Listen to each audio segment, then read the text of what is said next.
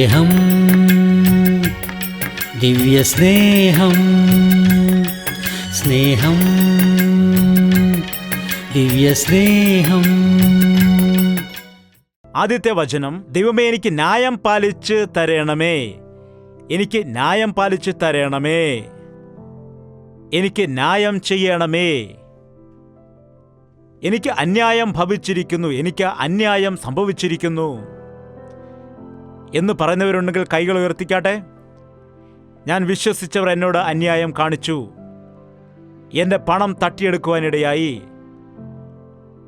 വിവാഹ വാഗ്ദാനം തന്നിട്ട് പറ്റിച്ചു കടന്നു, എൻ്റെ ഭർത്താവ് എന്നോടൊപ്പം 3 വർഷം താമസിച്ചിട്ട് എനിക്ക് പെൺകുട്ടി ജനിച്ചു എന്ന് പറഞ്ഞിട്ട് എന്നെ വീട്ടിലാക്കിയിട്ട് പോകാനിടയായി, എൻ്റെ അമ്മായിമ്മ എന്നോട് അന്യായം കാണിച്ചു, ഇല്ലാത്ത കാര്യങ്ങൾ എൻ്റെ ഭർത്താവിനോട് പറഞ്ഞിട്ട് ഞങ്ങളുടെ കുടുംബത്തെ തകർത്തു, എൻ്റെ കൂട്ടുകാരൻ എന്നോട് അന്യായം കാണിച്ചു, പാർട്ട്ണർഷിപ്പാണെന്ന് പറഞ്ഞിട്ട് ബിസിനസ് ചെയ്യാനിടയായി, എൻ്റെ കയ്യിലുള്ള പണമെല്ലാം ചിലവഴിപ്പിച്ചിട്ട് എന്നോട് അന്യായം കാണിച്ചു.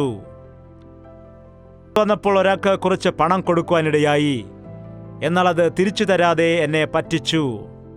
ആരും നിന്നെ പറ്റിച്ചിട്ടില്ലേ? അടുത്തത് നോക്കൂ. വഞ്ചനയും അനീതിയുമുള്ള മനുഷ്യങ്കിൽ നിന്ന് എന്നെ വിടുവിക്കുമാറാകണമേ.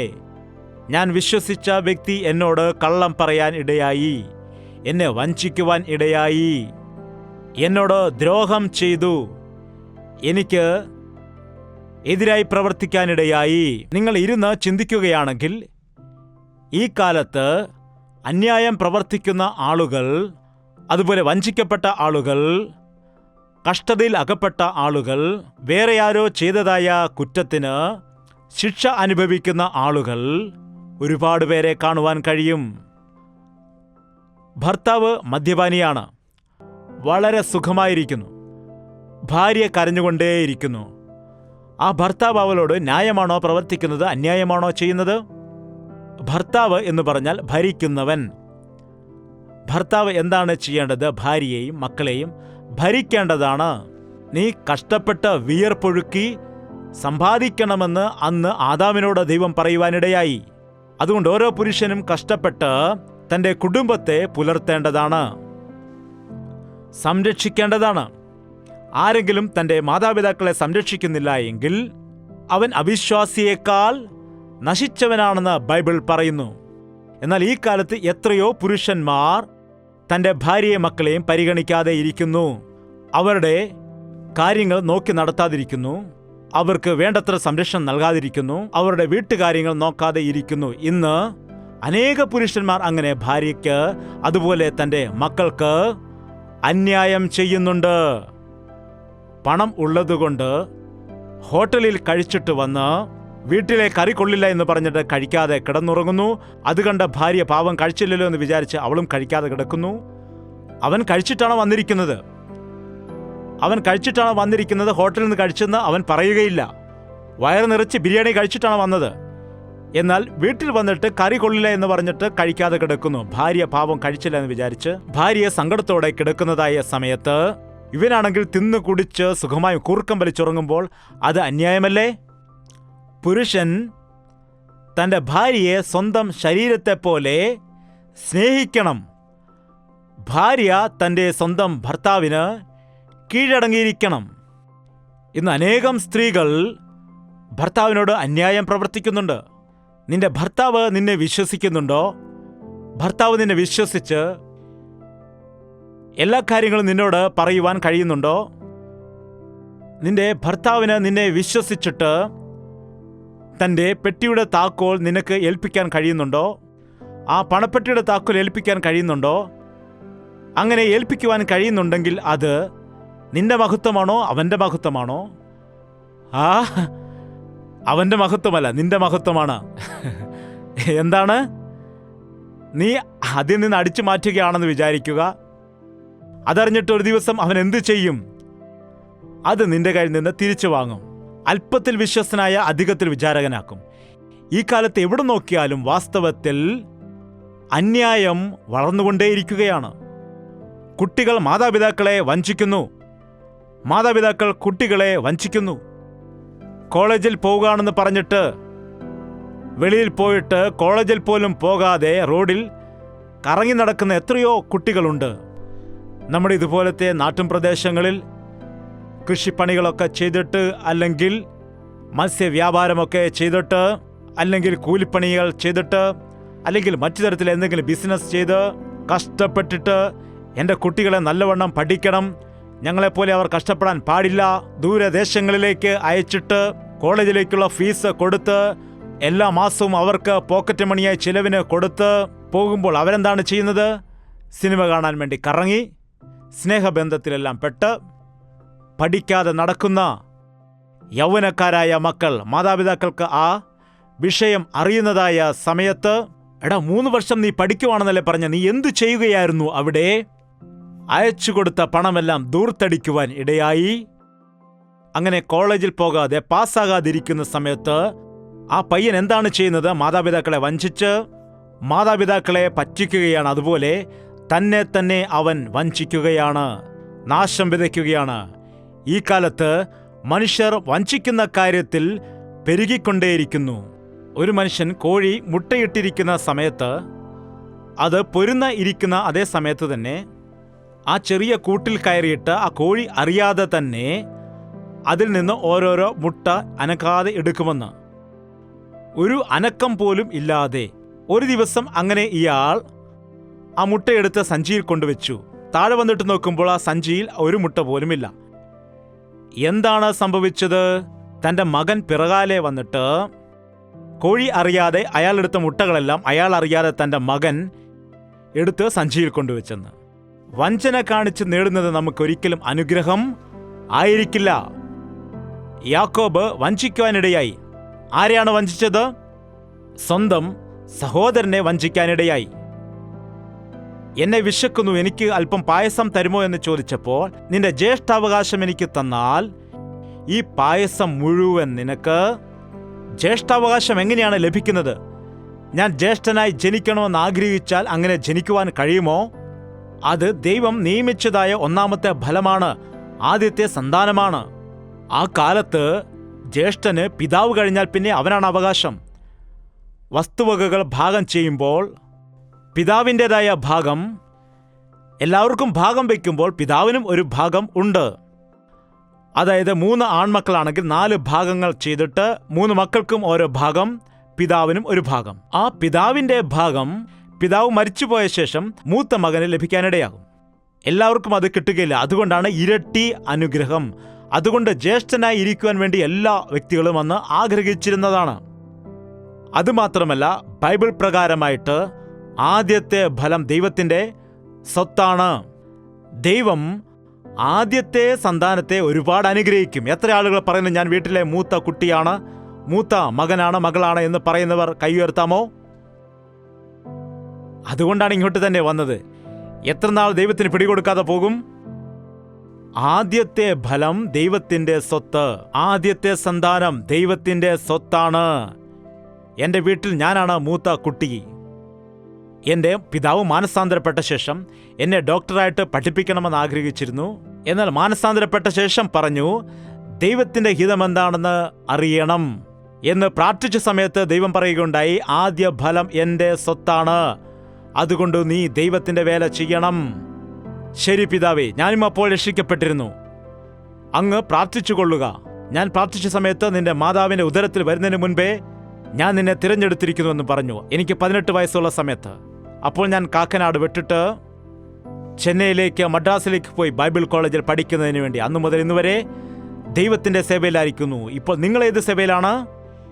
ഇന്ന് ഈ കാലത്ത് അനേകം ആളുകൾ മദ്യപാനത്തിൻ്റെ സേവയിൽ, പിശാചിൻ്റെ സേവയിൽ ആയിരിക്കുന്ന വ്യക്തികളാണ്. ആദ്യ ഫലം ദൈവത്തിൻ്റെതാണ്. നിങ്ങൾ വിചാരിച്ചിട്ടല്ല, ദൈവം നിങ്ങളെ നിയമിച്ചതാണ്. അതുകൊണ്ട് ഇവിടെയായിരിക്കുന്ന വ്യക്തികളിൽ എല്ലാവരും പ്രാർത്ഥിക്കുക, ദൈവമേ നീ എന്നെ തിരഞ്ഞെടുത്തിരിക്കുകയാണോ, ഞാൻ നിന്റെ സേവ ചെയ്യണമോ എന്ന് പ്രാർത്ഥിക്കുക. ദൈവം തൻ്റെ ആലോചന നിങ്ങളെ അറിയിക്കുക. നിങ്ങളുടെ ജീവിതം കർത്താവിൻ്റെ കയ്യിൽ ഏൽപ്പിച്ച അവൻ നിങ്ങളെ അനുഗ്രഹിക്കും. അനേകം ആളുകൾക്ക് തങ്ങൾ ജ്യേഷ്ഠനായിരിക്കുന്നു എന്നതിൻ്റെ വില അറിയത്തില്ല. യാക്കോബിന് താൻ ജ്യേഷ്ഠനാണ്, ഏശാവിന് ജ്യേഷ്ഠനാണ്, ദൈവം എന്നെ തിരഞ്ഞെടുത്തിരിക്കുന്നു എന്ന വില അവനുണ്ടോ? അവനില്ലായിരുന്നു. അതുകൊണ്ട് പറഞ്ഞു, നീ എടുത്തോ, എനിക്ക് കഴിക്കാനുള്ളത് താ. അത്രയേ ഉള്ളൂ. എനിക്ക് ആഹാരം മതി. ഒരു നേരത്തെ ആഹാരത്തിന് വേണ്ടി തൻ്റെ ജ്യേഷ്ഠ അവകാശം അവൻ വിറ്റുകളയാനിടയായി. ഇന്ന് നോക്ക്, പണത്തിനു വേണ്ടി മനുഷ്യൻ അവകാശം വിറ്റുകളയുന്നു, മനസ്സാക്ഷി വിൽക്കുന്നു, പാപത്തിന് അടിമകളായി മാറുന്നു, ഇഷ്ടമുള്ള കാര്യങ്ങൾ ചെയ്യുന്നു. പണത്തിനു വേണ്ടിയാണ്. തല്ലുകൂടുന്നു, ചീത്ത വിളിക്കുന്നു, കേസ് കൊടുക്കുന്നു. പണത്തിനു വേണ്ടിയാണ്.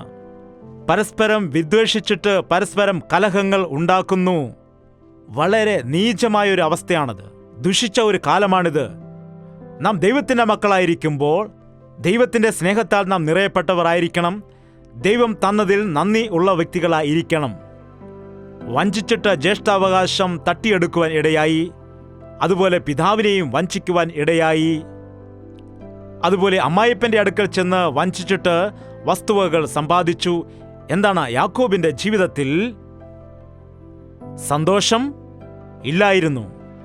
അവന് ആവുന്നതെല്ലാം അവൻ സമ്പാദിച്ചു കൂട്ടിയിരുന്നു. 1 2 ഭാര്യമാർ, 10 മക്കൾ, അവന് വസ്തുവകകൾ, സമ്പത്ത്. എന്നാൽ എന്താണ്? സമാധാനമില്ല. അതുകൊണ്ടാണ് ഏകനായി ഒരിക്കൽ വിട്ടുപോയിട്ട് ഏകനായി ചെന്ന് പെനിയേലിന്റെ അടുക്കൽ ചെന്നിട്ട് യാക്കോബ് ദൈവത്തിന്റെ അടുക്കൽ എന്താണ് ചോദിച്ചത്? ദൈവമേ, നീ എന്നെ വലിയവനാക്കണം എന്നാണോ ചോദിച്ചത്? എനിക്ക് പണം നൽകണമെന്നാണോ പറഞ്ഞത്? എന്താണ് ദൈവത്തോട് യാക്കോബ് ചോദിക്കുവാൻ ഇടയായത്? എനിക്ക് അനുഗ്രഹം വേണം. അനുഗ്രഹം, യഥാർത്ഥമായ അനുഗ്രഹം സമ്പത്തോ വസ്തുവകകളോ അല്ല, വലിയ വീടുള്ളതല്ല, ഒരുപാട് പണം ഉള്ളതല്ല. സമാധാനത്തോടെ ആയിരിക്കുന്നത്, സത്യസന്ധതയോടെ ആയിരിക്കുന്നത്, ദൈവത്തോട് കൂട്ടായ്മയുള്ളവനായി ജീവിക്കുന്നതാണ് യഥാർത്ഥമായ അനുഗ്രഹം. ഈ കാലത്ത് ഒരാൾ മറ്റൊരാളെ പറ്റിക്കുകയല്ലാതെ പരസ്പരം സഹായിക്കുന്നതേയില്ല. ഒരാൾ മറ്റൊരാളെ ദ്രോഹിക്കുക എന്നതല്ലാതെ ക്ഷമിക്കുന്നതേ ഇല്ല. ഒരാൾ മറ്റൊരാളെ എതിർക്കുകയല്ലാതെ പരസ്പരം സമാധാനത്തോടെ അവർ ജീവിക്കുന്നത് കാണുവാൻ കഴിയുന്നില്ല. രാവിലെ എഴുന്നേറ്റാൽ മുതൽ തന്നെ എന്തെങ്കിലും ഒരു പ്രശ്നം, എന്തെങ്കിലും ഒരു വഴക്ക്, എന്തെങ്കിലും ഒരു പ്രതികൂലം നമ്മുടെ വീടുകളിൽ, നമ്മുടെ ദേശത്ത്, കുടുംബങ്ങളിൽ ഉണ്ടാകുന്നത് നമുക്ക് കാണുവാൻ കഴിയും.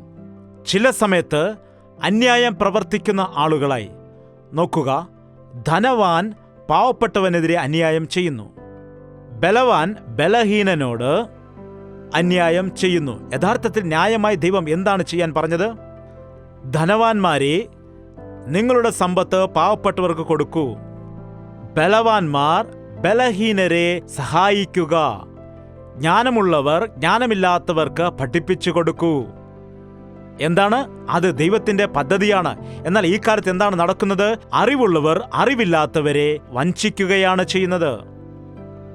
പണമുള്ളവർ കൂടുതൽ പണം സമ്പാദിക്കുന്നതിന് വേണ്ടി ദരിദ്രന്മാരെ പീഡിപ്പിക്കുന്നു.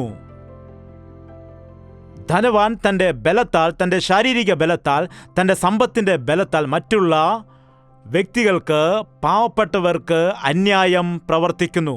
കഷ്ടപ്പെട്ട് പണം സമ്പാദിച്ച് കാതിലെയും കഴുത്തിലെയും ഒക്കെ വിറ്റിട്ട്, പണയം വെച്ചിട്ട്, ലോൺ എടുത്തിട്ട്, കടം വാങ്ങിയിട്ട് 1 കോടി രൂപ കൊടുത്തിട്ട് വാങ്ങിച്ചതാണ് 10 കോടി കിട്ടും, 10 കോടി കിട്ടും, 10 കോടിയുമെന്ന് കിട്ടുമെന്ന് സ്വപ്നം കണ്ടിരിക്കുമ്പോൾ ആരോ വന്ന് പറയുകയാണ്, നിങ്ങളവിടെ സ്ഥലം വാങ്ങിച്ചില്ലേ, അവിടെ ആരോ വന്ന് ബിൽഡിംഗ് വെച്ചിരിക്കുന്നുവെന്ന്.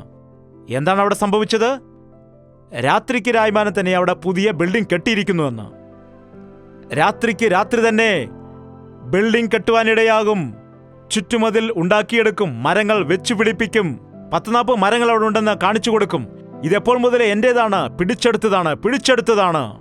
എന്ത് നീചമായ അവസ്ഥയാണ്! പാവപ്പെട്ടവരുടെ വസ്തുക്കൾ കവർച്ച ചെയ്യുന്ന ആളുകളുണ്ട്, രാഷ്ട്രീയം ഉപയോഗിച്ച്, പണം ഉപയോഗിച്ചുകൊണ്ട്. ധനവാന്മാർ അങ്ങനെ ചെയ്യുന്നു, അധികാരികൾ അങ്ങനെ ചെയ്യുന്നു. ആരോടാണ് ഈ കാര്യം ചെന്ന് പറയേണ്ടത്? ആർക്കാണ് ഈ പരാതി ബോധിപ്പിക്കേണ്ടത്? കോടതിയിൽ പോവുകയാണെങ്കിൽ വാദിക്കൽ. നിന്റെ കയ്യിലിരിക്കുന്ന പണം മുഴുവൻ ഞെക്കിപ്പിഴിഞ്ഞ് വാങ്ങിച്ചിട്ട് വാദമെന്ന് പറയുന്നു. 1 ലക്ഷത്തിന്റെ വസ്തു വീണ്ടെടുക്കാൻ 2 ലക്ഷം മുടക്കുന്ന ആളുകളുണ്ട്. അറിവില്ലാതെയാണ് അവർ അങ്ങനെ ചെയ്യുന്നത്. കേസുകൾക്ക് വേണ്ടി, കോടതി ചെലവിന്, വക്കീൽ ഫീസിന് വേണ്ടിയൊക്കെ. എത്ര അന്യായമായ കാര്യങ്ങളാണ്! കഴിഞ്ഞ ദിവസം ഒരു വ്യക്തി വന്നു, ബ്രദർ, എന്റെ ഭാര്യ എനിക്കെതിരെ കേസ് കൊടുത്തിരിക്കുന്നു. 7 വർഷമായിട്ട് കോടതി കയറി ഇറങ്ങുകയാണ്. 12 ലക്ഷം രൂപ ചിലവായിരിക്കുന്നു. ഇനിയൊരു 12 ലക്ഷം തരാതെ വിവാഹമോചനം നൽകുകയില്ലെന്ന് പറയുന്നു. നാളെയാണ് അതിൻ്റെ അവസാനത്തെ വിധി വരുന്നത്. അതുകൊണ്ട് ദയവായി എനിക്ക് വേണ്ടി പ്രാർത്ഥിക്കണം ബ്രദർ എന്ന് പറയുകയുണ്ടായി. ഭാര്യ ഭർത്താവിനെ ഉപേക്ഷിക്കുന്നത് അന്യായമാണ്. ഭർത്താവ് ഭാര്യയെ ഉപേക്ഷിക്കുന്നത് അന്യായമാണ്. എത്രയോ ആളുകൾ ഇന്ന് വിവാഹം കഴിച്ചതിന് ശേഷം ഇഷ്ടമല്ലെന്ന് എന്തുകൊണ്ടാണ് പറയുന്നത്? വിവാഹം കഴിക്കുമ്പോൾ കണ്ടിട്ടാണോ വിവാഹം കഴിച്ചത്, അതോ കാണാതെയാണോ വിവാഹം കഴിച്ചത്? എത്ര ആളുകളെ കണ്ടിട്ടാണ്? 30-40 പേരെ കണ്ടിട്ട് അടുത്ത ആളെയാണ് കല്യാണം കഴിക്കുന്നത്. എന്നിട്ടിപ്പോൾ പറയുന്നു ഇപ്പോൾ കെട്ടിയ പെൺകുട്ടി ഇഷ്ടമല്ല, വേറെ ഒരാളെയാണെന്ന്. ഇത് അന്യായമല്ലേ? എന്താണ്? കല്യാണം കഴിച്ച ശേഷം ആ പെൺകുട്ടിയെ ഉപേക്ഷിക്കുകയാണെങ്കിൽ യൗവനകാലത്തിൽ ഉപേക്ഷിക്കപ്പെട്ട ആ പെൺകുട്ടിയുടെ മേൽ ദൈവത്തിന് ഉത്തരവാദിത്വം ഉണ്ട്. അന്യായം ചെയ്യപ്പെട്ടതായ സ്ത്രീകൾ എത്രയോ ആളുകൾ നമ്മുടെ ഇടയിലുണ്ട്. ഭർത്താവ് ഉപേക്ഷിച്ചിട്ട് മറ്റൊരു സ്ത്രീയോടൊപ്പമാണ് താമസിക്കുന്നത്. അയാൾക്ക് 50 വയസ്സ് പ്രായമായി. വിവാഹപ്രായമായ പെൺകുട്ടികൾ അയാൾക്കുണ്ട്. ആ ഒരു തിരിച്ചറിവ് പോലും അയാൾക്കില്ല എന്ന് പറഞ്ഞ് അനേകം ആളുകൾ കരയുന്നുണ്ട്. ആരാണ് ഇവരെയൊക്കെ സഹായിക്കുന്നത്? ആരാണ് ഇവർക്ക് ന്യായം പ്രവർത്തിക്കുന്നത്? കോടതിയിൽ പോയാൽ ന്യായം ലഭിക്കുമെന്നാണോ പറയുന്നത്? നാട്ടിലെ വലിയ ആളുകളുടെ അടുക്കൽ ചെന്ന് പറയുകയാണെങ്കിൽ ഇവരുടെ പ്രശ്നം പരിഹരിക്കുമെന്നാണോ പറയുന്നത്? ബന്ധുക്കളുടെ അടുക്കൽ ചെന്ന് നമ്മുടെ കാര്യങ്ങൾ പറഞ്ഞാൽ അവർ നമ്മെ സഹായിക്കുവാൻ ഇടയാകുമെന്നാണോ? തീർച്ചയായും അവർ ചെയ്യും. എന്താണ്? ഇടങ്കോലിടും. എന്താണ് പറയുന്നത്? അവർ ഇടങ്കോലിടാനിടയാകും. ഓ, അവർ ബന്ധുക്കളാണ് എന്നൊക്കെ പറയാറുണ്ട്. എന്നാൽ നമ്മുടെ ബന്ധുക്കളെക്കാൾ നല്ലവർ, ഒരു വ്യക്തി ഇപ്രകാരം പറയുവാനിടയായി, നമ്മുടെ ബന്ധുക്കളെക്കാൾ നല്ലവർ കഴുകന്മാരാണെന്ന്. കഴുകന്മാർ മാംസം തിന്നിട്ട് എല്ല് ഉപേക്ഷിക്കുമെന്നാണ്. എന്നാൽ ബന്ധുക്കൾ ആ എല്ലും കൂടെ കഴിക്കുമെന്നാണ്. നമ്മുടെ രക്തബന്ധമുള്ളവരെക്കാൾ നല്ലത് നമുക്ക് രക്തബന്ധമുള്ള മൂട്ടകളില്ലേ, അവരാണ് നല്ലതെന്നാണ്. എന്താണ്? മൂട്ടകൾ ഉണ്ടോ നിങ്ങളുടെ വീടുകളിൽ? അത് നിങ്ങളെ ഒരിക്കലും ഡിസ്റ്റർബ് ചെയ്യത്തില്ല. നിങ്ങൾ നല്ലവണ്ണം ഉറങ്ങിയ ശേഷം പതിയെ വെളിയിൽ വന്നിട്ട് ഒരൽപ്പം രക്തം കുടിച്ചിട്ട് പോകും. കുറച്ച് കുടിച്ചിട്ട് പിന്നെ നേരെ പോയി കിടന്നുറങ്ങാനിടയാകും. എന്താണ്? ആ കട്ടിലിൻ്റെ എവിടെയെങ്കിലും ഇടയിൽ കയറിയിരിക്കും. എന്നാൽ ഈ രക്തബന്ധമുള്ളവർ, അവർ നമ്മെ പിടിച്ചാൽ പിന്നെ നമ്മളെ വിടുകയില്ല. നിന്നിലുള്ളതെല്ലാം ഊറ്റിയെടുക്കാതെ നിന്നെ വെറുതെ വിടുകയില്ല.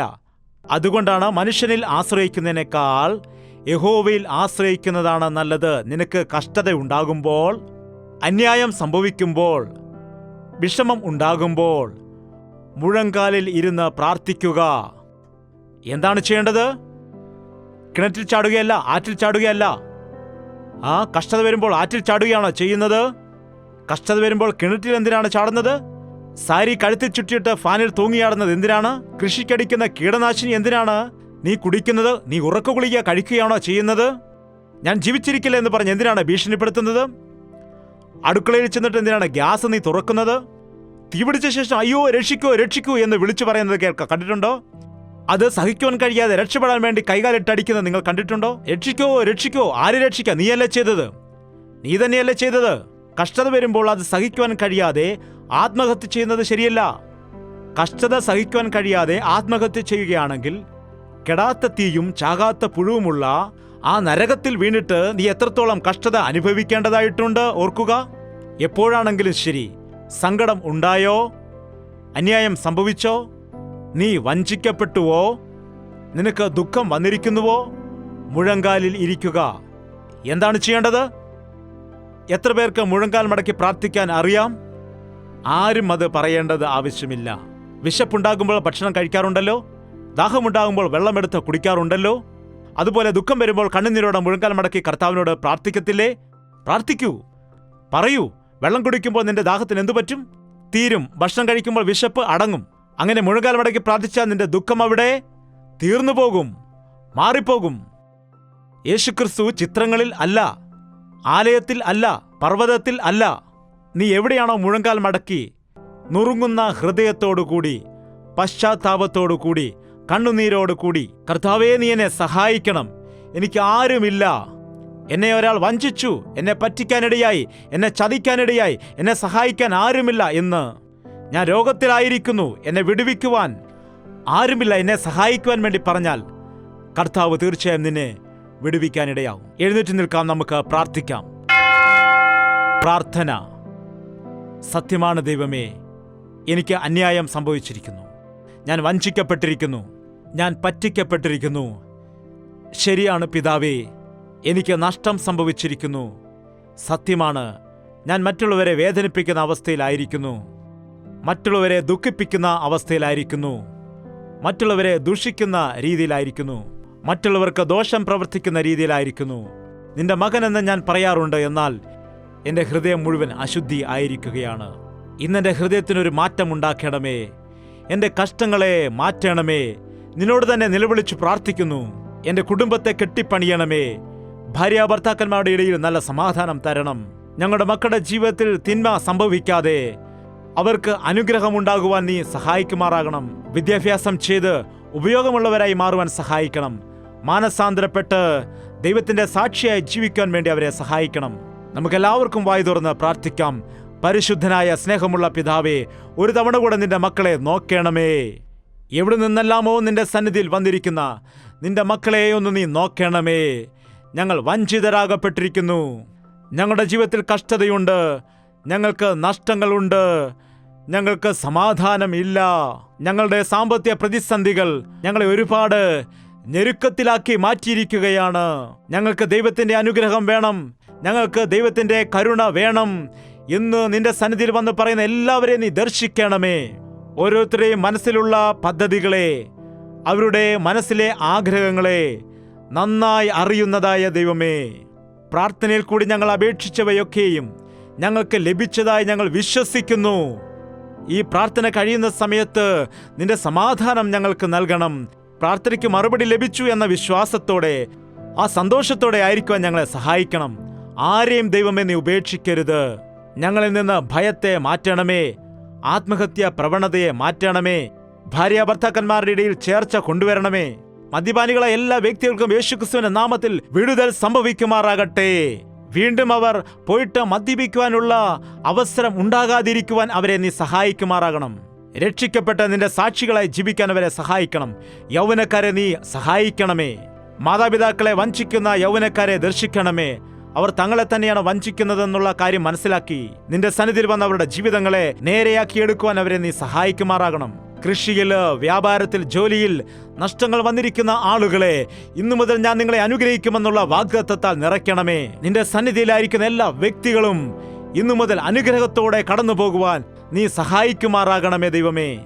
ഇരുളിൽ പ്രകാശിക്കുന്ന വെളിച്ചം പോലെ അവർ ആയിരിക്കുന്ന ദേശത്ത് പ്രകാശമായി മാറുവാൻ നീ അവരെ സഹായിക്കുമാറാകണമേ. നിന്റെ കരുണയുടെ കരം നീട്ടി എല്ലാ വ്യക്തികളെയും അനുഗ്രഹിച്ച് എല്ലാവരെയും നീ ആശ്വസിപ്പിക്കണമെന്ന് യേശുക്രിസ്തുവിന്റെ നാമത്തിൽ അപേക്ഷിക്കുന്നു പിതാവേ. ആമേൻ. പിതാവായ ദൈവത്തിന്റെ സ്നേഹവും പുത്രനായ യേശുക്രിസ്തുവിന്റെ കൃപയും ആശ്വസിപ്പിച്ച് വഴി നടത്തുന്ന പരിശുദ്ധാത്മാവിന്റെ കൂട്ടായ്മയും സഹവാസവും കൂടി വന്നിരിക്കുന്ന എല്ലാ വ്യക്തിയുടെ മേൽ ഇന്നു മുതൽ എന്നേക്കും കൂടെയിരിക്കുമാറാകട്ടെ. ആമേൻ, ആമേൻ, ആമേൻ. യേശുവേ, യേശുവേ, യേശുവേ, യേശുവേ, യേശുവേ, യേശുവേ, യേശുവേ, യേശുവേ. നിന്നെ നിന്നെ എന്നും ഞാൻ സേവിക്കും, നീ മാത്രം രാജാവെന്നും. നിന്നെ നിന്നെ എന്നും ഞാൻ സേവിക്കും, നീ മാത്രം രാജാവെന്നും. യേശുവേ, യേശുവേ, യേശുവേ, യേശുവേ, യേശുവേ, യേശുവേ, യേശുവേ, യേശുവേ, യേശുവേ, യേശുവേ, യേശുവേ.